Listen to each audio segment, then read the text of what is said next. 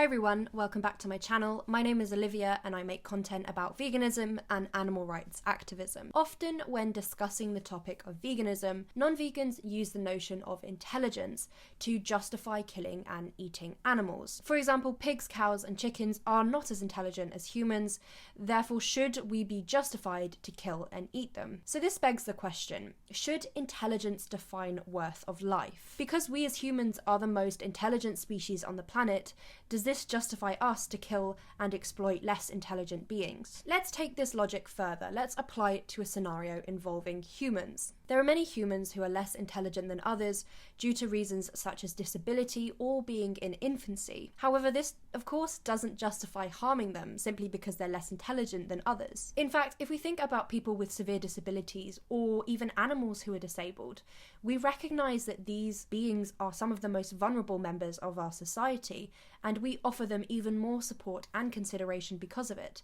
We certainly don't define their right to life based on their intellectual capabilities. Now, vegans are not claiming that non-human animals are as equally cognitively advanced as humans. We can recognize and distinguish between intelligence levels, but this doesn't justify harming the less intelligent being when we have the option not to do so. So if not because of intelligence, why do non-human animals, such as those in the farming industries, deserve moral consideration? They deserve moral consideration because of sentience. Sentience is the capacity to experience feelings and sensations, such as feelings of pain and pleasure, as well as being able to value one's life and existence. To demonstrate this point, let's consider the differences between cutting the throat of a cow and cutting the stalk of a broccoli. The reason the cow deserves moral consideration in this scenario is because of sentience.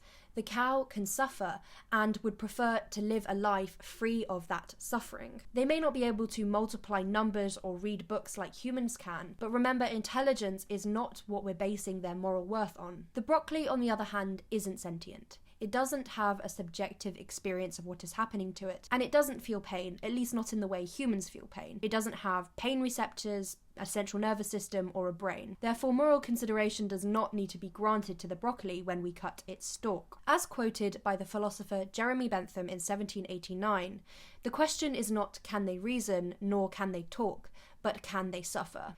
To summarise, we should not base anyone's worth of life on intelligence, otherwise we'd find ourselves in a really scary and dystopian society. Instead, sentience and the ability to suffer should be the metrics that we use. We can recognise that humans are the most cognitively advanced species on Earth, and we can draw distinctions between the intelligence of other non-human animals, but this doesn't justify harming a sentient being when we have the option not to do so. The intelligence we possess as humans should also bring about great responsibility to protect those who aren't as clever and are therefore more vulnerable, such as animals or even babies. We have a responsibility to prevent unnecessary suffering and protect those individuals.